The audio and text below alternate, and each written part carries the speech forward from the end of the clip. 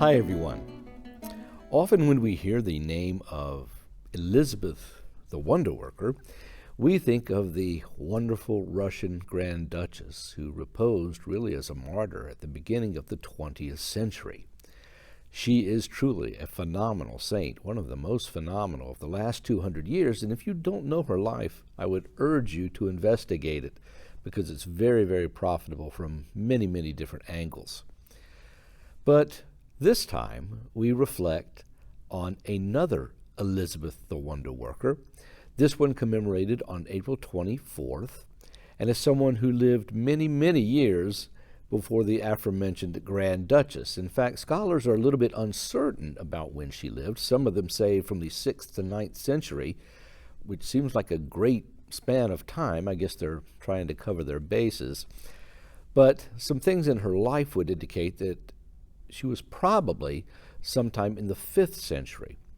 At any rate, she was from Heraclea, which was a very prosperous town about 50, 60 miles west of Constantinople, and had two very pious parents who were devoted to God in many, many ways and were also quite wealthy. They had a relatively easy life. But the one thing they didn't have was a child, and in fact, 16 years into their marriage, they were still struggling and hoping for the birth of a child, but nothing had happened. Well, as it happened this one particular year, the local most dominant saint, I guess you could say, of the area, Saint Glyceria, who is commemorated by the church on May 13th, well, she enjoyed a great festival in her honor every year, where people would celebrate and pray and all-night vigils for the week before, and then at the end of the week or whenever her feast day fell, they would have the Divine Liturgy. So it was a wonderful time for all concerned in this particular area.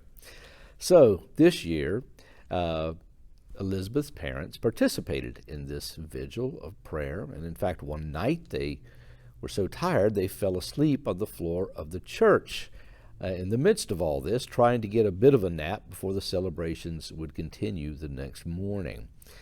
And St. Glyceria herself appeared to Elizabeth's father and said basically, "Why are you honoring me with your request for a child? You should be asking God directly." But, she said, if you do certain things, if you will increase your devotion to God, be even more generous to the poor, these sorts of things, then God indeed will grant you a child, and it will be a daughter, and you will call her name Elizabeth.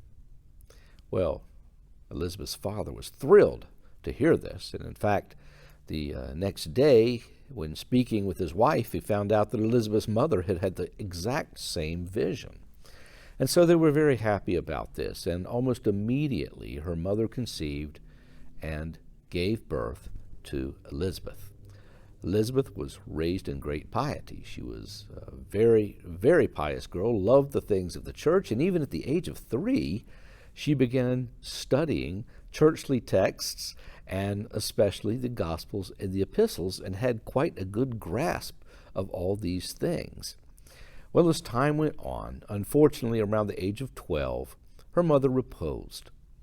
And at that point, the father, not really understanding what he should do, suggested that she marry. Yes, they did marry at that age way back when. But Elizabeth had other things in mind, and she was not keen on the idea. She felt that Christ was her bridegroom, and she wanted to spend all her time with him. And so she delayed and delayed and delayed. And 3 years went by, and finally her father reposed as well. Now this left Elizabeth with a great deal of money. And so what she finally decided to do was to give all of this money away. She freed all of the manservants and maidservants that they had, distributed much money to the poor, and gave everything away, all of her family's fortune, and then went to the city of Constantinople, to the convent there of the great martyr George, where it happened her father's sister was the abbess. And so Elizabeth was there for a few years, and then after that, the abbess reposed, but not before naming Elizabeth as her successor. So even at this very, very young age, after having been clothed in the great schema and living an intense spiritual life, which included going around barefoot all of the time, rarely eating at all, spending day and night in prayer and in church, well, now she was faced with the whole new task of directing souls underneath her, and by all accounts, she was a wonderful, wonderful directress. She is someone that was very friendly, that was very easy to approach, that always had words of wisdom for everyone. This was something that the nuns there just adored in her, and so she was very successful, so much so that she even came to the attention of the emperor. Now, the emperor had appointed her father as a judge, so he was well familiar with that family. But as it turns out, Elizabeth, in wanting so much to spend all of her time with the Lord, resisted any kind of efforts to get involved in politics or anything like this, and continued on her way and growing closer and closer to Christ every single day. Well, there were some other things that happened with Elizabeth, because one particular man came to her with his daughter who had an issue of blood, was hemorrhaging for a long, long time. And Elizabeth asked the man and said, and this is a very interesting point, said, if you will do these things, if you will be more generous to the poor and spend more of your time in church and get to know our Lord better, then indeed he will cure your daughter. This is interesting because she was saying that basically it was up to this man as to whether or not his daughter would be cured. Well, she took oil from the lampada before the icon of the great martyr George and anointed the daughter, and sure enough, she became free of her illness. Another time, someone came with a blind person who had been blind from birth. And Elizabeth basically said the same thing and said, look, the Lord certainly will heal you. And she again took the oil from the oil lamp of the great martyr George and anointed this person, and within 7 days they had restored sight.